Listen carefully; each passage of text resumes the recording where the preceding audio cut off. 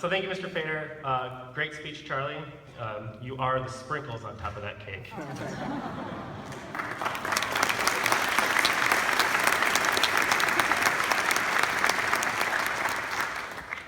Before I begin, I want to make sure that my colleagues and peers down there know how much I value and appreciate them. This is my 5th year at Williams, and I can say thanks to these fine folks, I'm a better teacher and a person because of you, and that I, as well as the students who are walking across this very stage today, owe you an ineffable debt. So thank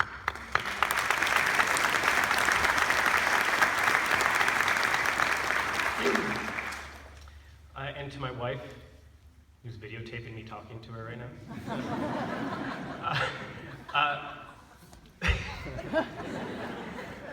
You are the most giving person I know. You sacrifice so much, take on such a burden in order to guide our students, set our son on his path, and buoy your off-flailing husband. Your wisdom and beauty and kindness make me privileged just to know you. To call you my partner is simply affluence. I love you more and more. Thank you.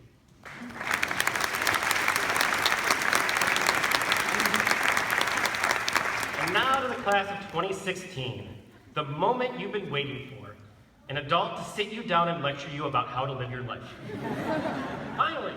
Finally you get that chance, right? To my delight, I've taught nearly all of you, so sorry Beatrice, Andrew, Hetty, and Jack, I guess you'll never be able to know the secrets your peers do about reading and writing more gooder. And most of you have been in my charges 2 or 3 times. A handful of you even had me twice this year, sometimes bookending your day with criminals and literature during first period and writing as readers before the last bell. I've advised you, coached you, beat you in fantasy football, Dan Doherty. I never lost to him. Laughed with you, laughed at you, not you, Isabella, you're not funny. Incessantly told you to put the dang period after the parenthetical citations in your essays. Listened as you recited gorgeous poems, and engaged more than a bit of schadenfreude in watching you struggle on those reading quizzes where I asked you to add something, anything to a printout of Spark Notes. Right? Who failed one of those? Anyone? Yeah? That being said, to be asked to be your commencement speaker is, without hyperbole, the highest privilege and honor of my teaching career. I thank you for giving me the chance, and I thank the families out there for entrusting me to work with your sons and daughters. So, the first thing I want you to do is to close your eyes. Go ahead, seriously. All right, now, think of the person you most want to be like. You can define that however you want. The person you most want to be like. I mean a real person, Sam Morris, so stop thinking about Batman. Any Longo, stop imagining a taller version of yourself. I wish I could do that to like all 48 of them. All right, but make sure you have that image of who you want to be like. All right, now open your eyes. How many of you imagine someone sitting in that audience? I mean, I don't believe all you got to do what you got to do, but those of you who are sincere, it's pretty incredible, right? Now, how many of you imagined me? Yeah. Liar. Right? And I don't blame you. Like, what do I have to offer? Like, literally, if your only goal in life is to be on Jeopardy, there's a guy right there who answered 60 more questions than I did. I've got nothing. Like, so what am I even doing up here? I've read and watched a lot of commencement speeches, and almost all of them are some variation of how to succeed. Business leaders and politicians and writers who have actually published books and haven't been tinkering with the same projects for a decade, now that I'm talking about myself. We'll talk about perseverance and taking advantage of opportunities. They'll say things like, shoot for the moon. Even if you miss, you'll land among the stars. What? No, I prefer not to float around the vast emptiness of space for eternity, just because I tried and failed to do something America mastered 50 years ago. Sorry, ladies and gentlemen, I have neither the pedigree nor the proclivity for platitudes to tell you how to succeed. If you wanted that, you shouldn't have picked someone who drives a 2001 Plymouth Neon. And, excuse me, this is true, open this school year by wearing 2 different color shoes.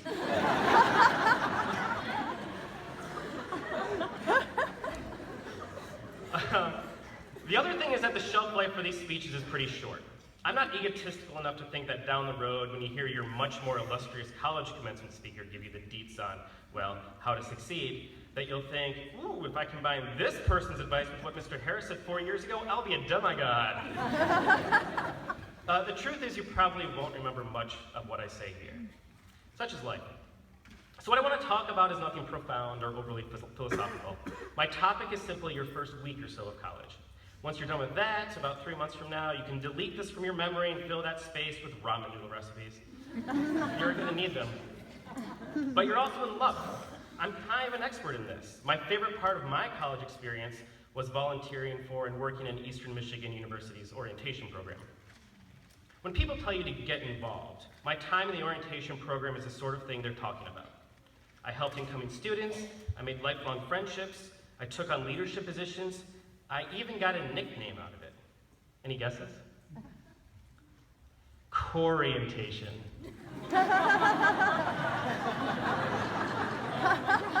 I gave myself that nickname. But people actually called me that. So odds are, when you get to your school that first weekend, you'll have a peppy, charmingly annoying junior trying, just like I was, to fire you up with some weird cheer. Something like this. Hey, Lucy, come up here for a minute. Hey, Lucy Burr, how do you feel? I'm good, Mr. Harris. How do you feel? Right, so that was terrible. That was terrible. This is how you need to answer that in college, right? Now, ask me again. Mr. Harris, how do you feel? I feel good! Oh, I feel so good! Oh, double good! Oh,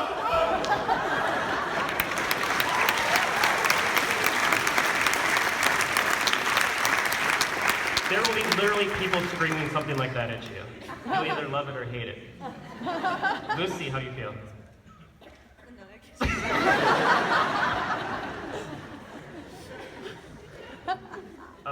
So be ready, what's gonna happen? Aside from that oddness, the most striking thing, I think, about going to college is that you will see hundreds of people and pretty much all of them will be for the first time.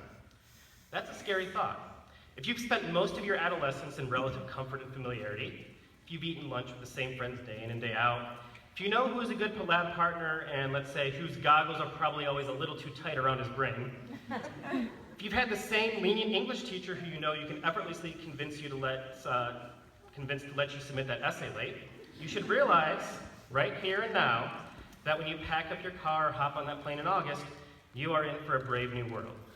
And while you can draw your own comparisons between a college campus and Aldous Huxley's hedonistic world state, the point is, it's going to be different. And even though you all know it's going to be different, we all put an outsized pressure on this first week of school. I'm sure you've fretted about that more than anything. Colleges want you to feel at home before you even lay sheets on your bed. During orientation, you're put in these large, unwieldy groups because you absolutely must find your future best man or maid of honor before you understand how your meal plan works. You're supposed to have an identity for yourself right when you show up, even though this might be the first time you really had to consider who exactly you are. If you're not having the time of your life right away, apparently you're doing it wrong. So let good old Coryentation take the pressure off. This is what you have to look forward to during your first week. At least once, you're going to make yourself look like an idiot in front of people in your dorm. You'll walk in late to your 9 a.m. seminar because even after however many years of getting up at 6:30 or even 7 o'clock to make it to Williams by 8, in college it's downright heroic to heave yourself out of your top bunk before 8:51 a.m. You will exaggerate your worst qualities and downplay your best because that's our survival instinct. You're going to fall for the first guy or gal who pays you a smidgen of attention because, well, you're stupid. And all of your friends will tell you that you're stupid, and you'll be like, I know, but... And no matter what you say or vow, you will still be stupid. And that is all before Labor Day. I am so jealous. I am. It's true. I don't know if anyone was more excited than I was to go to college.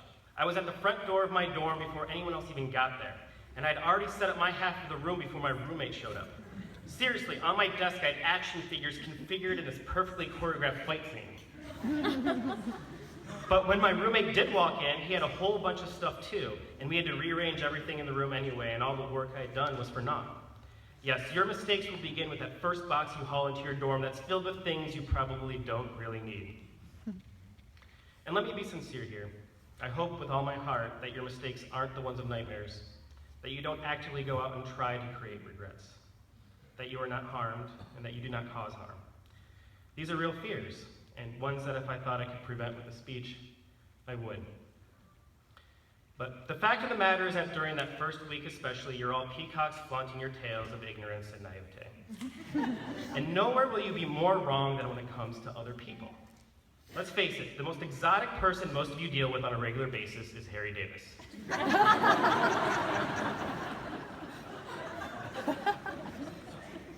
And now you're going to be thrown into a maelstrom of first impressions. You'll be yapping about music with somebody from the same town as your new school, and they'll rave about some local band, and you'll have no idea who they're talking about because it's literally your first day living in Maryland, and you couldn't possibly know about Ghost Hotel, and then they'll play a song for you and you think it's garbage, but there's no way you're going to say that to one of the 4 people on campus who actually wants to be your friend.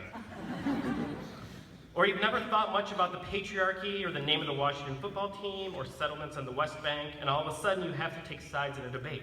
Or even worse, there's no debate at all, and now you feel like you have to agree with everyone in the room, even when you don't. You're going to meet folks from the inner city, or Laos, or, God forbid, Ohio, and find you know nothing about their culture. Ashton Kozlowski, you might meet people who have never seen salmon-colored shorts.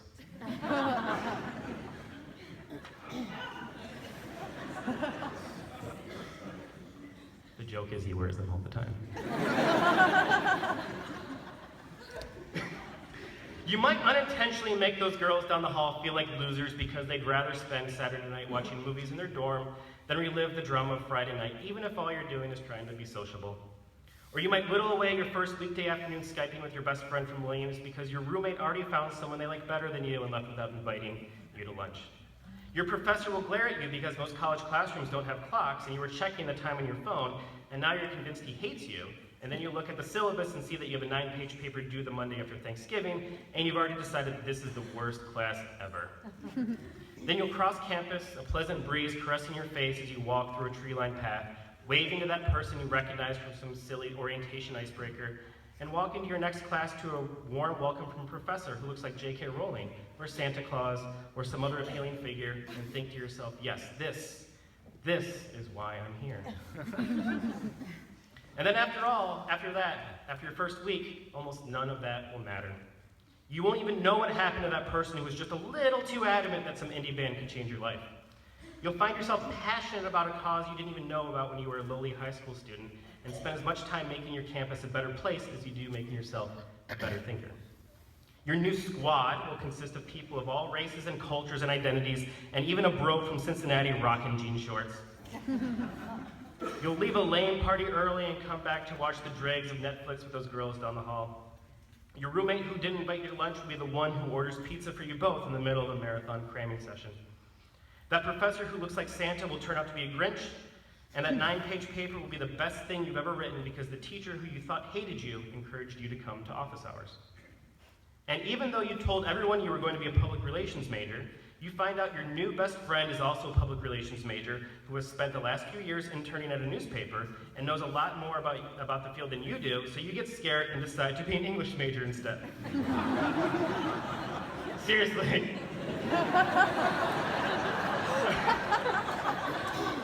I majored in English education because my friend Tim, who lived down the hall, was going into PR and he intimidated me. Shoot for the moon.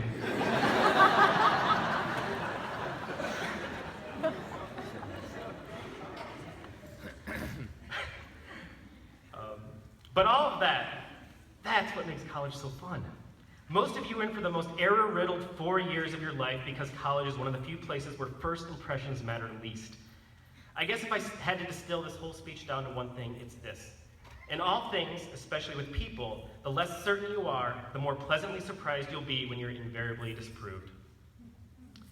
One of my favorite literary passages comes from Philip Roth's novel, American Pastoral, considered one of the great American works of the last 30 years. In it, the main character, a writer, tries to get in the head of his childhood friend and hero, a star athlete who in adulthood has to carry the burden of his daughter becoming a terrorist. This is what the narrator says about understanding others, and I think it's a perfect illustration of how you should approach meeting all the new people in your life.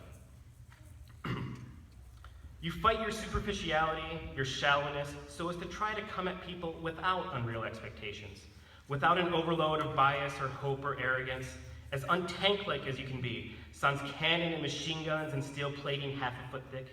You come at them unmenacingly on your own 10 toes, instead of tearing up the turf with your caterpillar treads. Take them on with an open mind, as equals, man to man, as we used to say, and yet you never fail to get them wrong. You might as well have the brain of a tank. You get them wrong before you meet them. While you're anticipating meeting them, you get them wrong while you're with them, and then you go home to tell somebody else about the meeting and you get them all wrong again. Since the same generally goes for them with you, the whole thing is really a dazzling illusion empty of all perception, an astonishing farce of misperception. And yet, what are we to do about this terribly significant business of other people, which gets bled of the significance we think it has and takes on instead a significance that is ludicrous? So ill-equipped are we all to envision one another's interior workings and invisible aims. The fact remains that getting people right is not what living is all about anyway. It's getting them wrong that is living, getting them wrong, and wrong, and wrong, and then, on careful reconsideration, getting them wrong again. That's how we know we're alive. We're wrong. Maybe the best thing would be to forget being right or wrong about people and just go along for the ride. But if you can do that, well, lucky you. So there are two things that really make us miserable. When people get us wrong, and those rare times when people get us right. We don't want people to see us as imperfect creatures, but we hate when they know exactly our faults. And either way, we know they don't have all the information. So keep that in mind as you meet new people. Like drafts of essays, your first impressions are really works in progress. As long as you're fine with changing your thesis, as long as you embrace the glorious nature of uncertainty, you're doing just fine. So, class of 2016, prepare to screw up a lot. I can say that with a wry smile because I know it will almost surely work out in the end. And if you aren't successful, you can't blame me. I didn't give you any advice on that. But there's one thing you absolutely do not have my blessing to mess up, and that's goodbyes. The only thing I truly regret from my first day of college was how I said goodbye to my mom. Because my school was just one county over, and I was literally going to be back in my bedroom the next weekend. 18-year-old me couldn't understand why she was crying so much. I'll see you next Saturday, I reassured her after an all-too-short hug. But my physical presence wasn't the issue. You see, whether you're the first child leaving or the last, whether you're best friends with your parents and guardians, or whether you can hardly say two words to each other without bitterness, the moment you're put off into the wide, wide world is really like no other. Today, your parents will hug you and say, "I'm so proud of you," because of what you've accomplished. And in August, they'll hug you even tighter and say once more, "I'm so proud of you," because they want to make sure it holds true forever. You'll be saying hello to something you've been dreaming about for a while now, but for them, this will be the test of all the time and sweat and love they put into you. No matter what you mess up, no matter where and in what you err, make sure your mistakes are your own. And if they ask for another hug, give it to them. Because though you are going to start your new life off wrong, you want to make sure you end your old one just right. Good luck to you, class of 2016. Congratulations. Be brave, be well, and never forget, in the wise words of Bruce Springsteen, it ain't no sin to be glad you're alive. I will miss you. Thank you.